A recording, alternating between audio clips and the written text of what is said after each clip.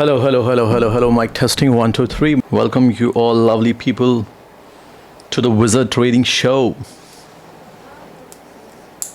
I hope today we are going to learn a lot of things. ये काट देना.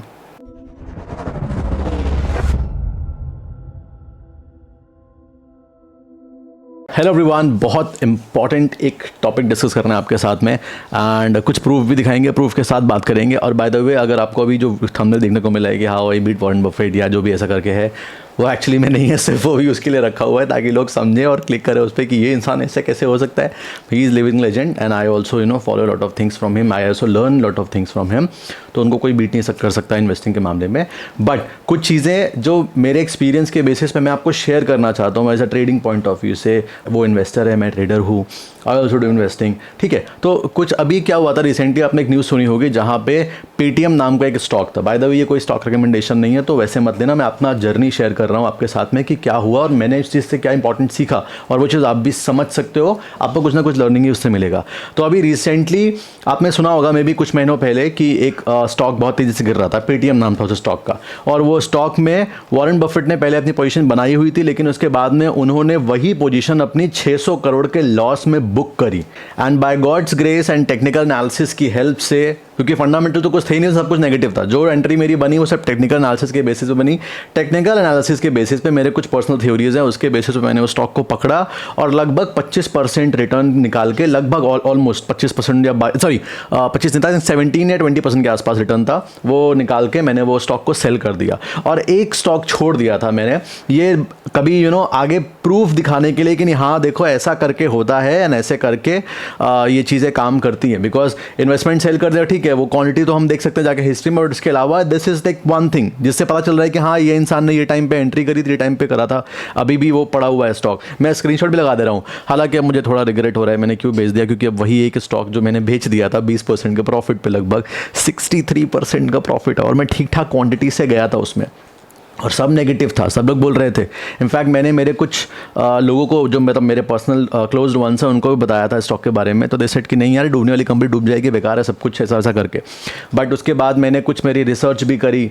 मैं मेरे बेटे के लिए टॉयज़ वॉयज़ लेने गया था, तो वहाँ पे देखा वो पेटीएम बैंक यूज़ करे. मैंने कोई दिक्कत आती है आपको क्या, कुछ अभी तक कुछ वार्निंग कुछ आई ऐसी? तो उन्होंने कहा नहीं सर कोई दिक्कत नहीं, आराम से चल रहा है, विड्रॉल्स भी हो रहे हैं, ऐसा करके बहुत सारी चीज़ें मतलब रिसर्च करी मैंने पर्सनली, फंडामेंटली भी, मतलब थोड़ा समझने की कि मार्केट में पेटीएम की एक्चुअली में क्या सीन चल रहा है. और उसके बाद टेक्निकल एनालिसिस बेसिस से मुझे एंट्री मिलती मार्केट में. ठीक है, तो जब मैंने एंटर करा तो 2-3-4-5% समथिंग कुछ अगेंस्ट भी गया था मेरे पोजीशन. उसके लिए मैं रेडी था मेंटली कि अगेंस्ट जाएगा तो अपन बुक कर लेंगे लॉसेस में. बट उसके बाद में वो रिवर्स हुआ एंड 22 या 17 ऐसे कुछ % के आसपास मैंने वो स्टॉक मेरा सेल कर दिया. और मेरे जो एकदम क्लोज वन है, जो मुझ पर बिलीव करते हैं, उन्होंने भी लिया था, उन्होंने भी प्रॉफिट बनाया और बुक से बेच दिया, मैंने अपना बेच दिया. एक स्टॉक छोड़ दिया था. अब दोनों को रिग्रेट हो रहा है कि काश नहीं बेचा होता तो अभी अपन 63% के प्रॉफिट में होते. खैर, वो तो स्टॉक मार्केट क्या बोलते हैं, रिग्रेट का ही पूरा काम है. अगर आप यहाँ पे मार्केट में आए हो तो आप ये समझ लो कि रिग्रेट से आपका ऐसे एकदम आपके कंधे में बैठ के चलता है रिग्रेट. ऐसा है, आप ट्रेडिंग करो, इन्वेस्टमेंट करो, ज़्यादा क्वांटिटी लोगे तो लगेगा कि यार मेरे को इसको ज़्यादा मैंने क्यों ले लिया, कम लेना चाहिए, थोड़ा थोड़ा करके एंटर करना चाहिए. कम क्वांटिटी लोगे तो बढ़ गया तो लगेगा ज़्यादा क्यों नहीं लिया था, जब बड़ा प्रॉफिट हो जाता है तो ऐसा करके लगा रहता है. खैर, सबसे इंपॉर्टेंट 3 लर्निंग्स की बात करते हैं. तो सबसे पहला जो मेरा लर्निंग आया वो ये आया, अगर मेरा एक्सपीरियंस कुछ नहीं है, इत्तू सा भी नहीं है, when it comes to Warren Buffett the living legend himself. ठीक है, हम सब उनसे बहुत सारी चीज़ें सीखते हैं डेली कि कैसे कंपनीज़ को पकड़ना चाहिए, उनको होल्ड करके रखना चाहिए, स्टॉक नहीं बाय करना चाहिए, बिजनेसेस बाय करने चाहिए. Once you buy a business you never sell, you hold it. वो आपको मतलब you basically you own the business, you have to, ऐसे आपको इन्वेस्ट करना होता है. This is what I have learn from him a lot. I watch lot of interviews from him. ठीक है, जिसको मैं समझा कोई कंपैरिजन नहीं है. ठीक है, नाउ अब आप यहाँ पे सबसे बड़ा रीज़न निकल के ये आता है कि आप भले ही कितने बड़े ही तुर्रम खां क्यों ना हो, आप वॉरेन बफेट ही क्यों ना हो, आप किसी भी टाइम मार्केट में गलत हो सकते हो. तो कभी अगर मैंने आपको कुछ ऐसा कुछ अपना व्यू शेयर किया कि मेरे को ऐसा लग रहा है वैसा लग रहा है, मैं रॉन्ग हो सकता हूँ, आप वॉरेन बफेट रॉन्ग हो सकते हैं, तो अपन क्या नहीं रॉन्ग, क्यों नहीं रॉन्ग हो सकते, या जो और दूसरे रिसर्च एनालिस्ट है वो क्यों नहीं लॉस हो सकते. मार्केट सबके लिए डिफरेंट है, ऐसा आपको समझना है. ठीक है, तो even though you are Warren Buffett, you can get wrong at any time at any stock. ये बात दिमाग में रख के चलना. ठीक है, तो कोई भी परफेक्ट नहीं है, everybody is learning here new things daily. Then second and most important thing क्या था यार, मैं भूल गया, लिख के रखा था मैंने। हाँ, वेरी गुड, बहुत अच्छा पॉइंट है, मज़ा आ जाएगा सुन के ये। हाँ, सेकंड मोस्ट इंपॉर्टेंट, एक्चुअली मैंने ये मुझे जब समझा, जब मैं बेच दिया स्टॉक तो समझ में आया, मैंने कहा इससे क्या लर्निंग मिली मेरे को। स्टूडेंट के साथ मैं पहले शेयर कर दी थी मैंने, काफ़ी पुरानी बात है ये, लेकिन आपके साथ में एकदम से दिमाग आया कि चलो हाँ इस टॉपिक पे भी बनाते वीडियो शेयर करते हैं। तो सेकंड मोस्ट इंपॉर्टेंट थिंग ये है कि अपने आप को कभी किसी के साथ में कंपेयर मत करो, सबसे, लाइफ में भी और वैसे भी। एक तो अपन ने अभी कंपैरिजन का खामियाजा भुगता हुआ है। अभी आपने एक फिर और पुराना वाला वीडियो देखा था, how I loss 4 lakh rupees, वो वीडियो पे भी स्पेसिफिक अगर जो पॉइंट देखे तो कंपैरिजन वाला ही था भाई। वो वीडियो में देखा मैंने, वो इंसान बना रहा है 15-20 लाख रुपए एक ट्रेड में, मैं क्यों नहीं बना रहा हूँ, कंपैरिजन चला गया मूड में, लॉस करके बैठ गया। तो आपको कभी भी किसी से कंपेयर नहीं करना है, और क्यों नहीं करना है उसके पीछे रीज़न ये है, ट्रेडिंग या इन्वेस्टिंग या पूरा मार्केट सबके लिए अलग हो सकता है। उसी स्टॉक में या उसी पर्टिकुलर ट्रेड में वॉरेन बफेट ने लॉस करा, 600 करोड़ का लॉस बुक किया, मैंने मेरा 17-20% का प्रॉफिट बनाया। और हो सकता है उसी स्टॉक में मैं लॉस कर दूं और आप लोग, मतलब जिसको एकदम कुछ भी आइडिया नहीं है, एकदम जीरो नॉलेज है, वो भी आए, थोड़ा बहुत उसने मार्केट के बारे में समझा कि हाँ ऐसा ऐसा करके स्टॉक है, ये न्यूज़ में कहीं से उसको स्टॉक मिल गया, और वो उसमें इन्वेस्टमेंट करे या ट्रेड करना स्टार्ट करे, उस पर्टिकुलर ट्रेड में वो पैसा बना जाए, मैं लॉस कर दूं, and which is very okay. उसमें कोई कंपेयर नहीं कर सकते कि नहीं हाँ आप अच्छे हो मैं अच्छा हूँ, नहीं, it's this market is different for every one. यह आपको आपके दिमाग में एकदम बिठा लेना है। थर्ड पॉइंट पे आते हैं। इस पॉइंट के बिना ना ट्रेडिंग हो सकती ना इन्वेस्टमेंट हो सकता है, ठीक है, बहुत जहन में बिठा लेना, बिकॉज एक्चुअली में लोग इस चीज़ को समझ नहीं पाते हैं। भले ही आप वॉरेन बफेट क्यों ना हो, आपके पास में $200-250 बिलियन की लिक्विडिटी ही क्यों ना हो, अभी तो है ना उनके पास में ट्रेजरेबल्स हैं, इतना होने के बाद भी आपको आपका लॉस अगर दिख रहा है तो उसको बुक कर लो।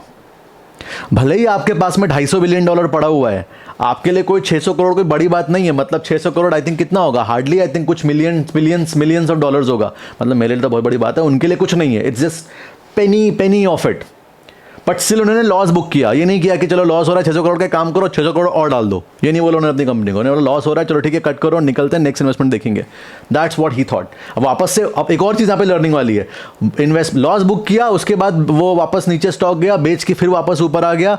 अब वहाँ पे ये नहीं बोल सकते हम लोग कि वो रिग्रेट कर रहे होंगे इंसान कि अरे यार मैंने बेच दिया इसको, क्या कहते हैं 600 करोड़ के लॉस में, देखो ये नीचे जाके ऊपर आ गया, मेरे को और बाय करना चाहिए था। तो अगर आप वॉरेन बफेट भी हो, आपके पास बहुत बड़ा कैश पड़ा हुआ है, तब भी आपके पास मतलब आप उसमें ऐड कर सकते हो, डजंट मैटर। अगर आपने अपना प्लान बनाया, कुछ सोच समझ के इन्वेस्टमेंट किया, वो चीज़ नहीं चल रही है, and if you have your risk management pre planned कि बस ये होगा तो बस मैं आउट, मेरे को नहीं होल्ड करना है ये, तो फिर बेचो निकलो बाहर। That is what we have to do strictly, ठीक है। ये ट्रेडिंग पे भी अप्लाई होता है, इन्वेस्टमेंट पे अप्लाई होता है, and this is what I follow a lot. कभी कभी थोड़ा सा हो जाता हूँ इमोशनल, और हाँ कुछ ऐसे स्टॉक्स होते हैं जहाँ पे बस it's like I have some of the stock.